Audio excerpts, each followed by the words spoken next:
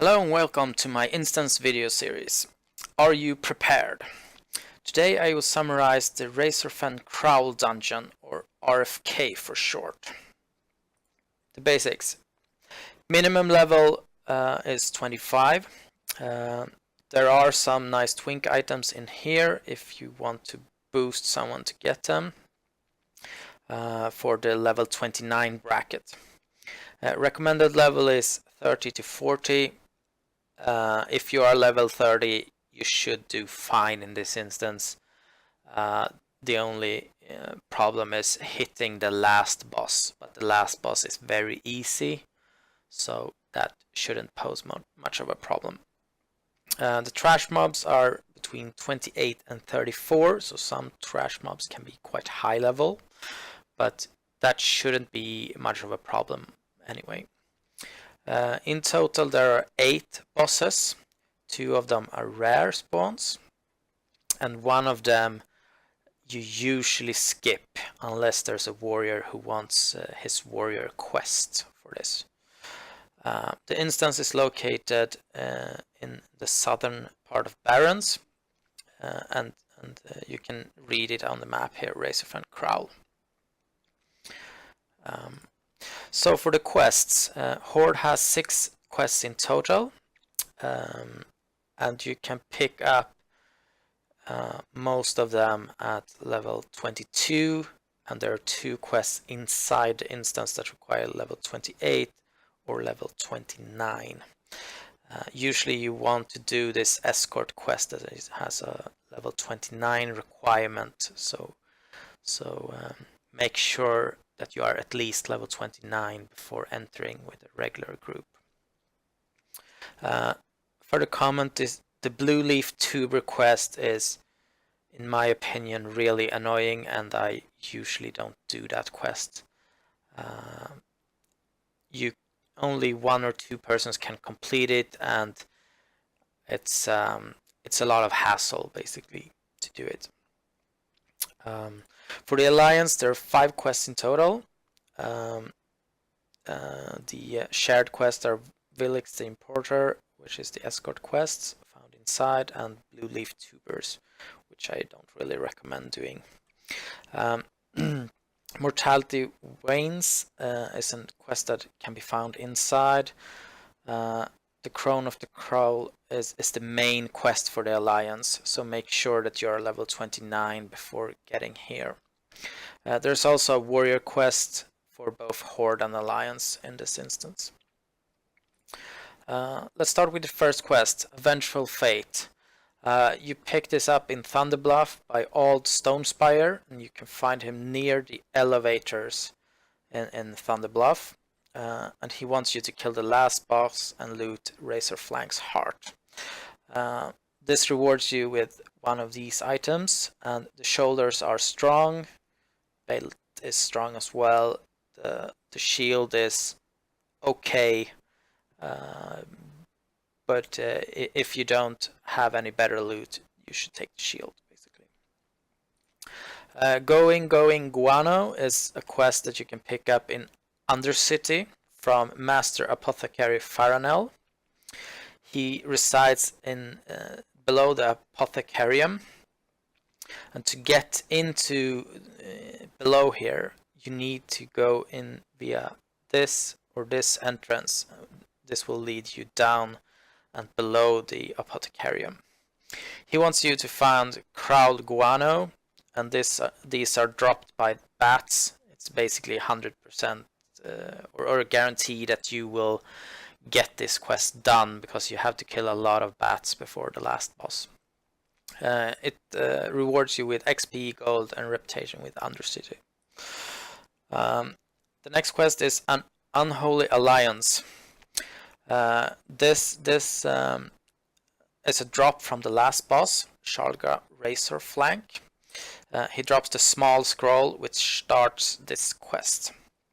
And this quest tells you to go to Varimatras in Undercity in the royal quarters, and he will give you a follow-up quest to go into Razorfen Downs, which is the next instance in Southern Barrens. It's about level 40, 37 to 40 somewhere. When you complete that quest, you can choose one of these rewards.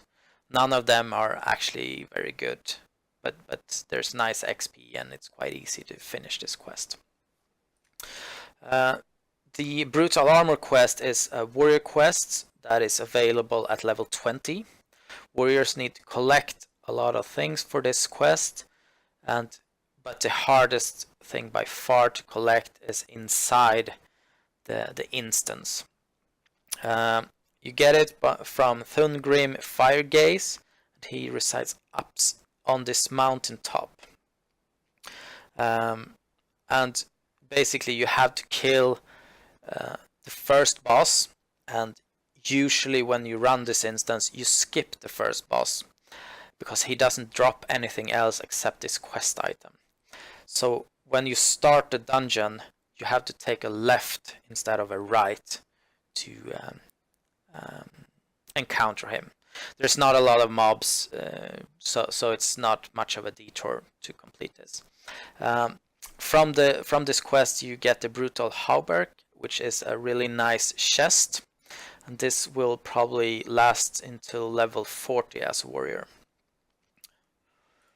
Willix the Importer is an escort quest that can be found inside the dungeon. It's available to both Horde and Alliance. After you have killed the last boss, you can jump down to a small hut, and inside this hut is Willix the Importer. There's also another Alliance quest NPC.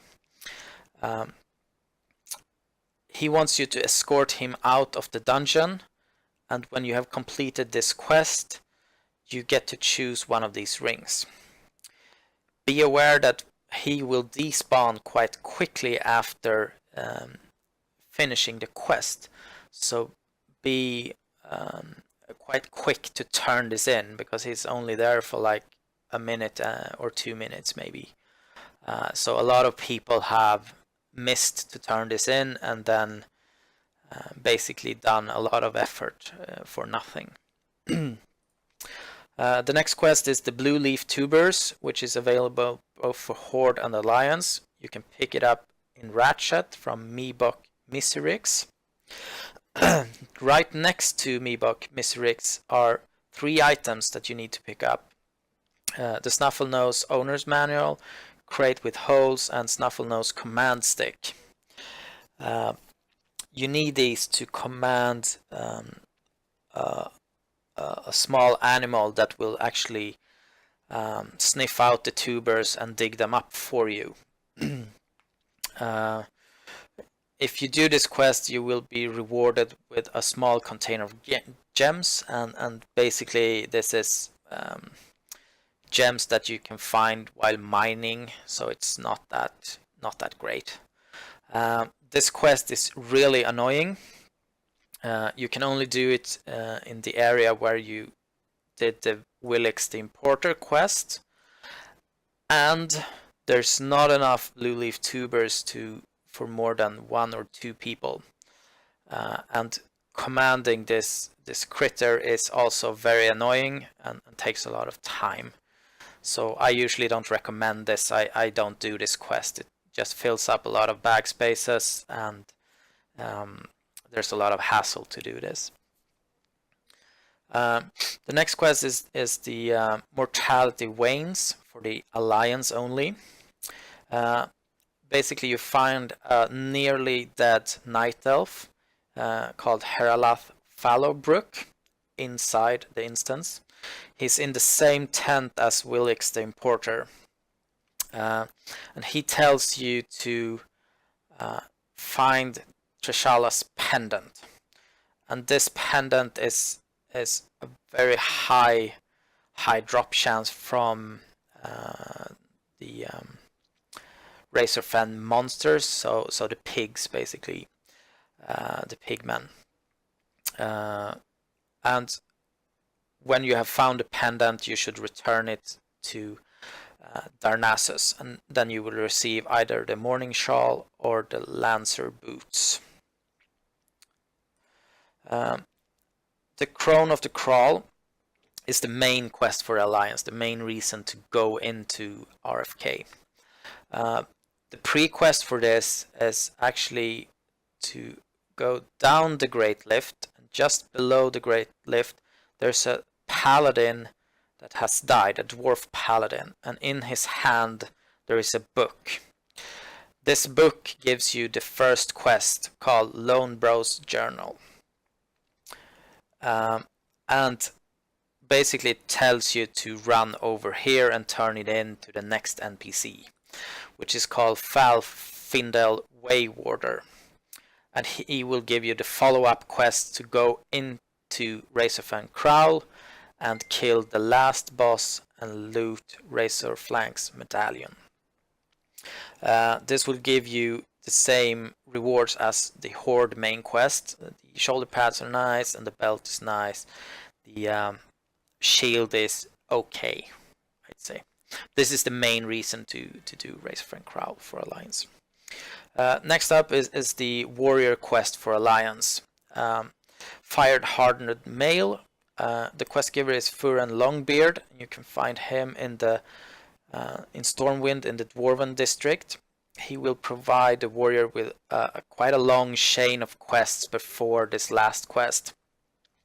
And the last quest forces or wants you to find items spread across the world, and one of these items are inside the RFK dungeon. Again, this is the same as the Horde Warrior quests.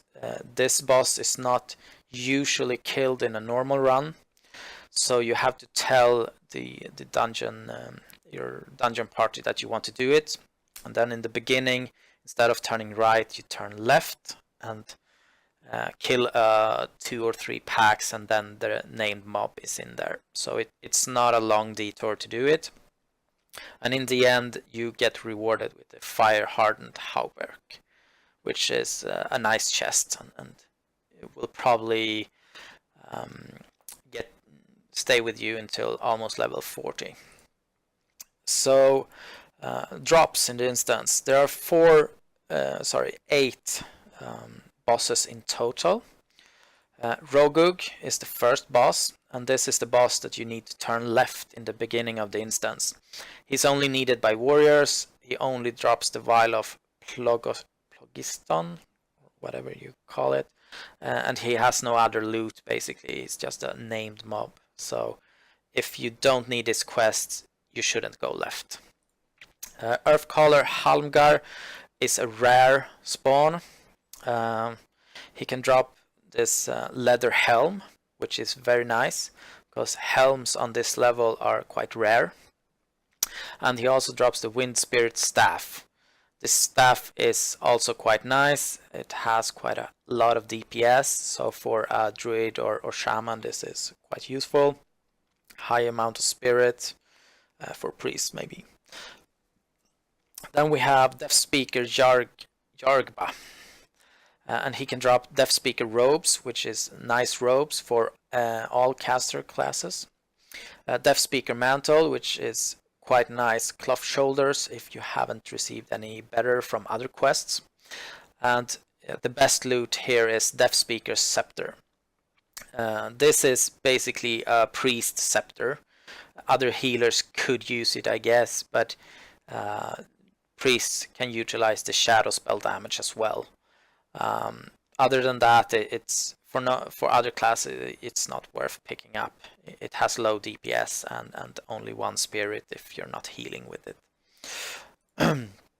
Again, Torn Curse is another named mob. He can drop a white dagger, but that's about it. And usually you kill him anyway because the rare spawn can be close to him. Overlord Ramtusk has 2 great drops for male users and melee.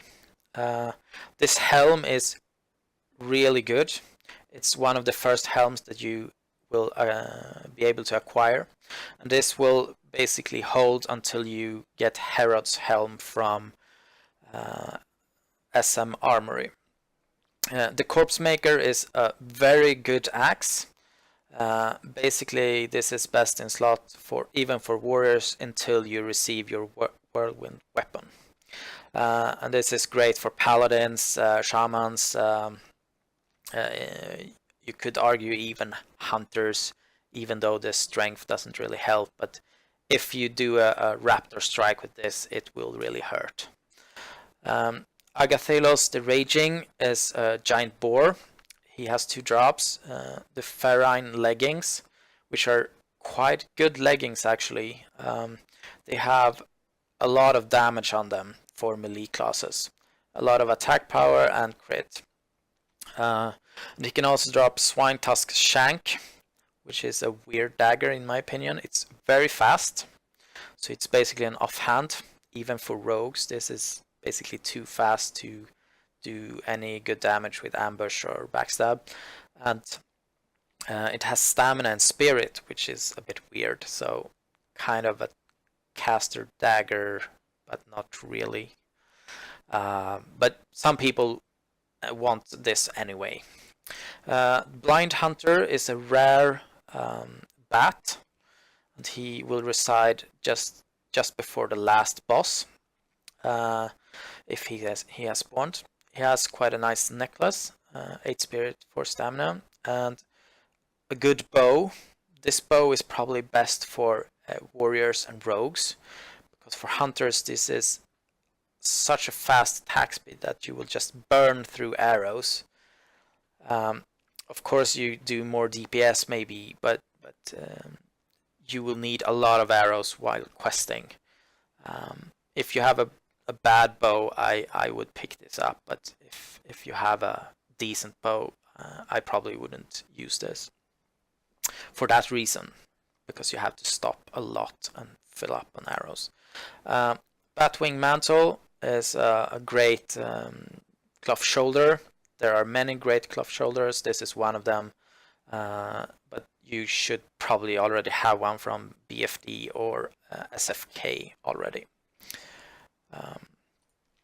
The last boss, Sharga Razorflank, is level 37.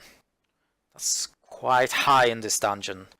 The other bosses are around 32 to maybe 34. I don't think they're even 34. But so this boss is very high level, but he's quite easy. All he does is basically divine shield himself, which is annoying, but it really doesn't hurt the party that much. So for Alliance, he drops the Razorflank Medallion for the quest, and for Horde, Razorflank's Heart for the quest. For the Horde, he also drops the small scroll, which provides you with a quest. And he has quite a high chance to drop the Trashala's Pendant for the Alliance quest, but probably you don't have this quest because you will probably take it after the boss. He can drop Agaman's Clutch, which is a nice ring for cloth users, and Heart of Agamagan is an okay shield, but not that great. Pronged Reaver is an excellent axe for dual wielding, for shamans and for warriors, which makes it quite good. You can save this as an offhand, and then when you get this sword from SM, you can put it on. In the meantime, okay. After completing this boss, you can jump down to Willick's Importer and start that quest as Alliance. You can start this quest for Trishala's Pendant, which will lead you out of the instance. So my thoughts about this. As Horde, I would only recommend to run the instance once. There are some good loots, especially the axe, but in my opinion, it's not really worth it. Make sure that you complete these 5 quests, basically all the quests except for the blue leaf tubers, because they're quite easy to accomplish. So make sure that you do that. And As Alliance, the same goes here. Run the instance once. Can be quite tricky to get a group for Alliance here, because many people don't really want to go over to Kalimdor yet, because this is a long run to get here, but you will have to do it eventually. And if you do this pre-quest for the Crown of the Kraul, you will receive a flight path, the first flight path in Feralas, which will help out a lot. Try to complete all the quests except for Blue Leaf Tubers, in my opinion. That's it. Thank you for watching. Link to dbvanillagaming.org can be found in the description for all quests and bosses. Please comment with suggestions on how to improve the